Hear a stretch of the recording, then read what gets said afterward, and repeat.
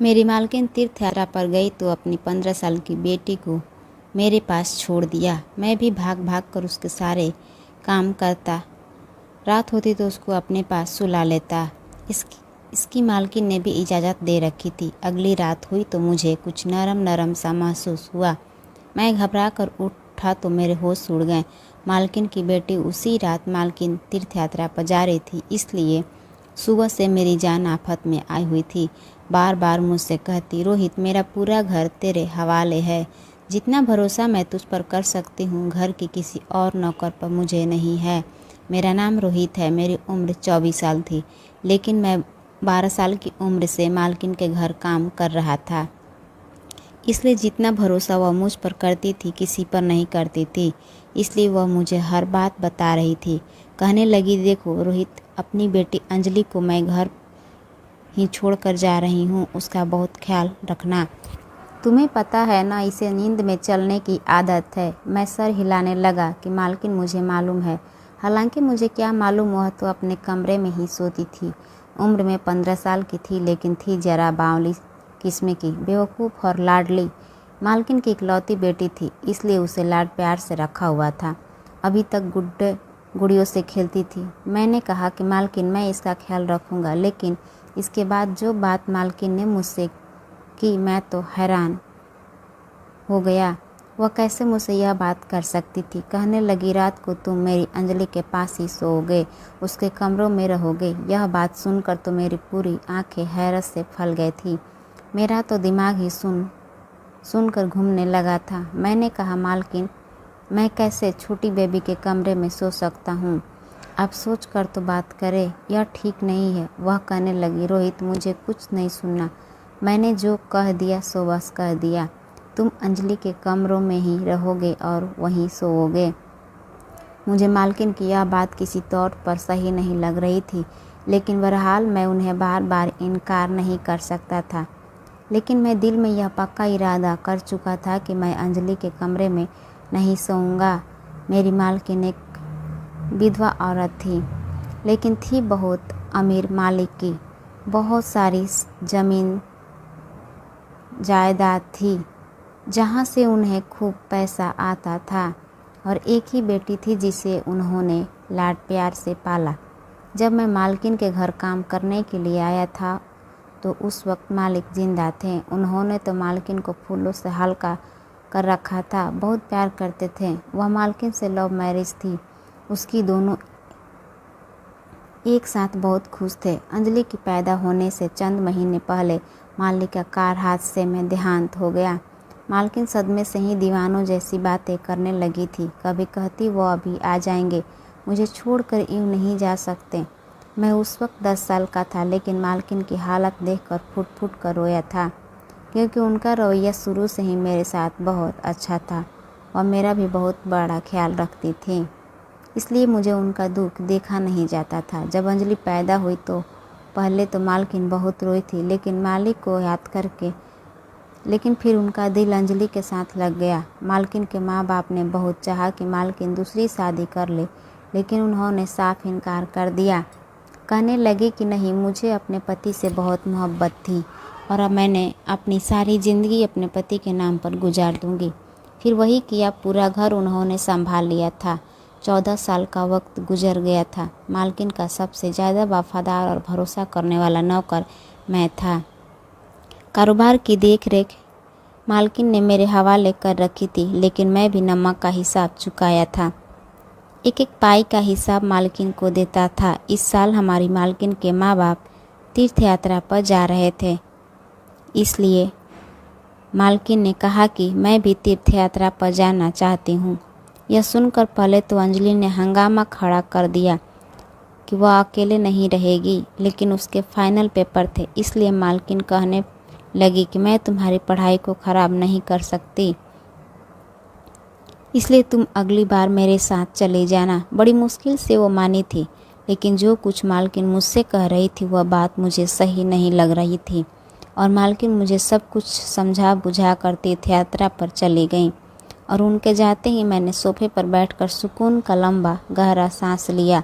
फिर खाना बनाने वाले को बुलाया और अपने लिए बढ़िया सी चाय बनवाई। लेकिन मालकिन के होते हुए मैं कभी भी सोफे पर नहीं बैठता। हालांकि उन्होंने मुझे कभी इनकार नहीं किया था, लेकिन मैं मालिक और नौकर का लिहाज हमेशा रखता था। लेकिन अब सोच रहा था कि मालकिन गई हैं तो कुछ दिन मालिक वाले ठाट मैं भी करके देख लूं।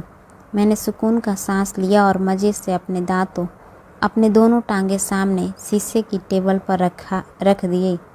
रिमोट हाथ में लिए टीवी पर चैनल बदलने लगा। अभी मैं सोच ही रहा था कि कौन सा चैनल देखूं कि तभी कमरे का दरवाज़ा खुला और अंजलि हॉल में आई। जब उसने मेरे बैठने के तौर तरीके देखे तो माथे पर बल डालकर बोली, रोहित के बच्चे, तुम्हारे शिकायत तो मैं माँ के आते ही लगाऊंगी। कैसे उनकी कीमती टेबल पर तुम पाँव पसार के बैठे थे। यह सुनते ही मैं हड़बड़ाकर बिल्कुल सीधा होकर बैठ गया। मैंने कहा, छोटी बेबी, ऊपर वाले के लिए मालकिन से मेरी शिकायत न लगाना। मैंने फ़ौरन से टीवी बंद कर दिया और रिमोट साइड पर रख दिया। अंजलि माथे पर गुस्सा चढ़ाए आराम से आकर सोफे पर बैठ गई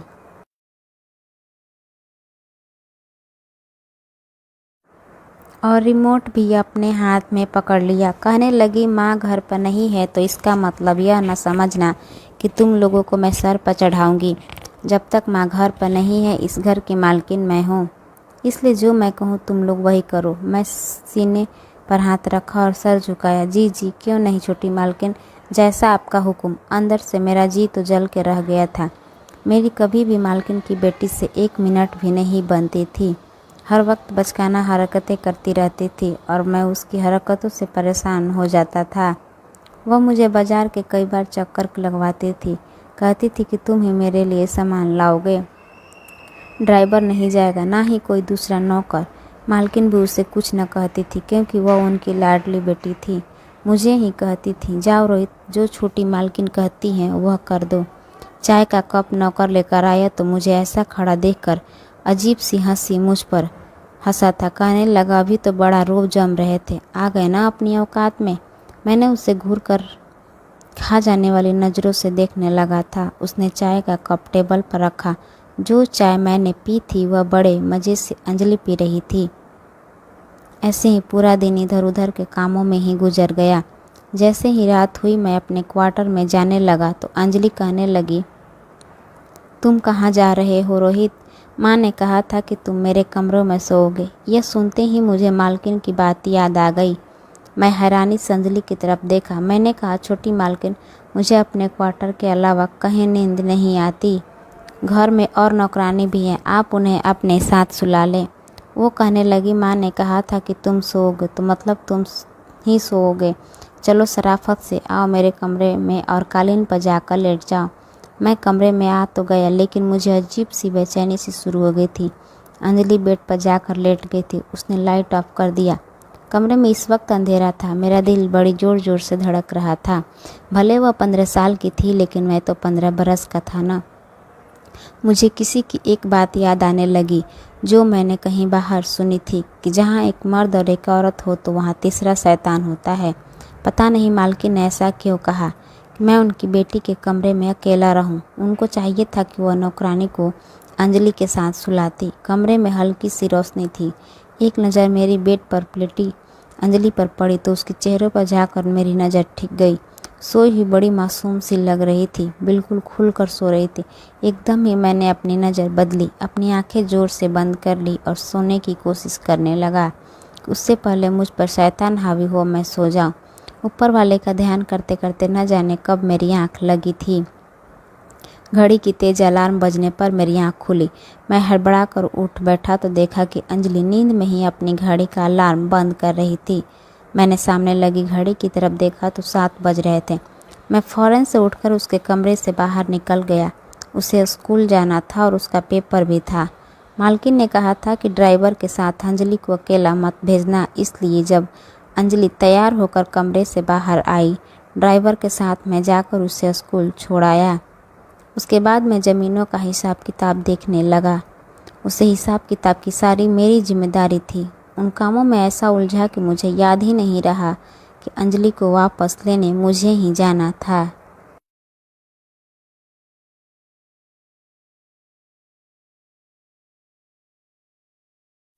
जब तक मैं न जाता ड्राइवर भी अंजलि को स्कूल से लेने नहीं जाता और यह मालकिन का हुक्म था।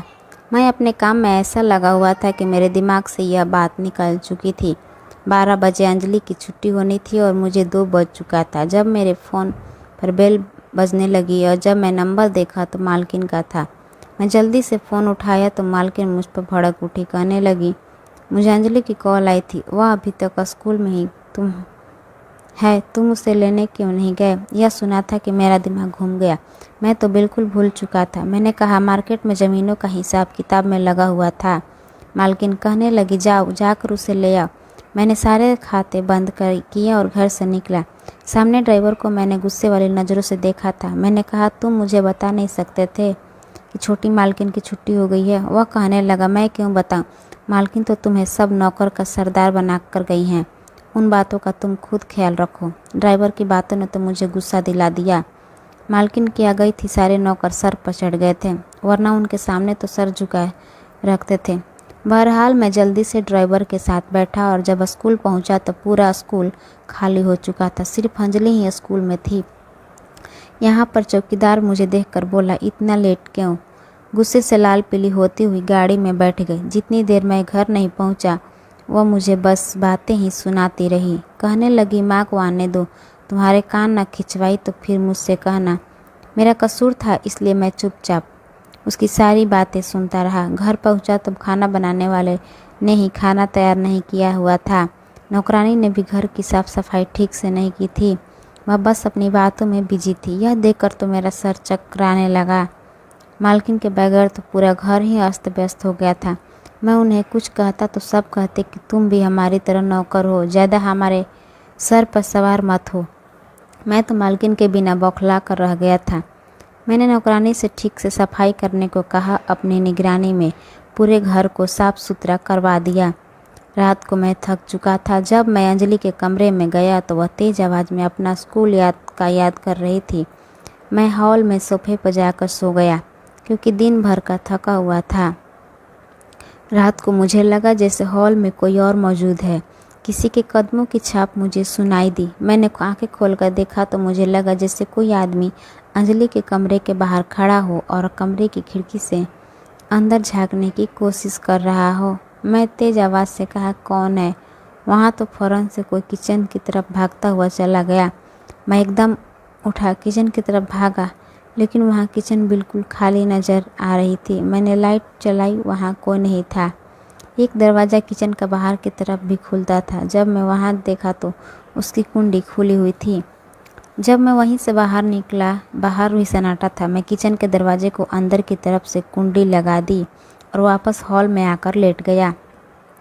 यह सोचने लगा कि कौन आदमी था जो रात के इस वक्त अंदर आया था। न जाने मुझे क्या सूझा। मैं अंजलि के कमरे में चला गया। वे बेड पर सोई हुई थी। मैं जाकर कालीन पर लेट गया। रात को जैसे ही कुत्ते के भौंकने की आवाज़ आने लगी तो अंजलि शायद नींद में डर रही थी। कहने लगी कि मुझे डर लग रहा है, यह कुत्ते मुझे खा जाएंगे। माँ, मेरा हाथ पकड़ लो। वह बेड पर अपना हाथ मार रही थी। नींद में शायद मालकिन को ढूंढ रही थी। मुझे समझ नहीं आ रहा था कि ऐसे मौका पर मुझे क्या करना चाहिए। मैं अपने बिस्तर से उठा और अपना हाथ अंजलि के हाथ में दे दिया। मेरा हाथ पकड़कर फिर से गहरी नींद में सो गई थी। काफ़ी देर मैं खड़ा इंतज़ार करता रहा कि वह कब गहरी नींद में जाए और मैं अपना हाथ उससे छुड़ाऊं। जब वह गहरी नींद में सो गई तो मैंने धीरे से अपना हाथ उसके हाथ से अलग किया और दोबारा कालीन पर जाकर लेट गया। उसके बाद मैं अंजलि की कमरे में ही सोने लगा था। एक नौकर ने दूध की खीर बनाई तो कहने लगा कि तुम भी खा लो, बड़ी सुकून की नींद आएगी। मैंने भी खीर खा ली और रात को अंजलि के कमरे में चला गया। उस रात वाकई मुझे बड़ी गहरी नींद आई और मैं जो सोया था सुबह ही मेरी आँख खुली। जब मैंने देखा तो बेड खाली था। उस वक्त सुबह के 6 बजे थे। उस वक्त तो अंजलि नहीं जागती थी और वैसे भी आज रविवार का दिन था, छुट्टी थी। मैं कमरे से बाहर आया तो अंजलि वहाँ पर भी नहीं थी। मैंने उसे पूरे घर में देखा, मुझे कहीं नज़र नहीं आई। मेरा दिल तो धक सा रह गया था। मैं तमाम लोगों को शोर मचा के जगा दिया। सभी उसे ढूंढने लगे, लेकिन वह पूरे घर में कहीं नहीं थी। मेरा तो वह हाल था कि काटो तो खून न निकले। मेरा रंग पीला पड़ चुका था। मालकिन उसे मेरे भरोसे पर छोड़कर गई थी। मैं कैसे रात को गहरी नींद में सो गया था। मुझे पता चला कि खाना बनाने वाले बावर्ची भी वहाँ से गायब थे। फिर मेरे ख्याल में आने लगा कि कुछ दिन पहले मैंने एक आदमी को अंजलि के कमरे से बाहर देखा था। वो भागते हुए किचन में गया था, इसलिए शायद वह बावर्ची ही था। मैंने फ़ौरन से मालकिन को फ़ोन किया और सारी बात उनके कानों में डाल दी। मैं उसका पता सब जानता था। मालकिन ने कहा कि तुम बावर्ची के घर पहुंचो, उसका पीछा करो, मैं पुलिस को फ़ोन कर देती हूँ। मैं भागकर बावर्ची के घर गया तो मालूम हुआ कि उसके बीवी बच्चे कहने लगे वे तो घर पर आया ही नहीं। फिर मुझे मोहल्ले वालों से पता चला कि सुबह सुबह बावर्ची अंजलि के मुंह पर हाथ रखकर उसे एक गाड़ी में बैठा कर कहीं ले जा रहा था। उस वक्त पुलिस भी हमारे बंगले के करीब आ चुकी थी। सारी छानबीन के बाद बंगले के बाहर लगे कैमरे की मदद से हमें गाड़ी का नंबर मिला और साफ उसमें नज़र आ रहा था कि बावर्ची अंजलि के ऊपर हाथ रखकर ज़बरदस्ती उसे गाड़ी में बैठा रहा था।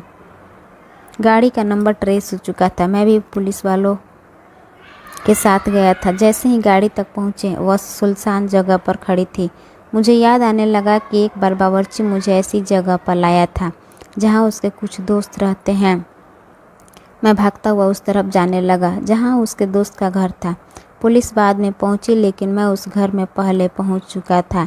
मैंने दरवाजे पर जोरदार लात मारी, दरवाज़ा खुल गया। सामने वह बावर्ची और दो मर्द जब मौजूद थे। उन्होंने अंजलि को एक रस्सी से बांधकर एक कुर्सी में रखा है।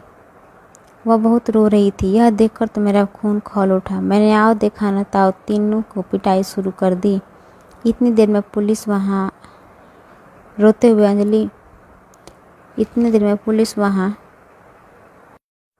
हुए अंजलि मेरे गले लग गई। बहुत डरी हुई थी। मैंने कहा कि तुम परेशान ना हो, जब तक मैं जिंदा हूँ तुम्हें कोई भी नुकसान नहीं पहुँचा सकता। चंद दिनों में मालकिन भी वापस आ गई।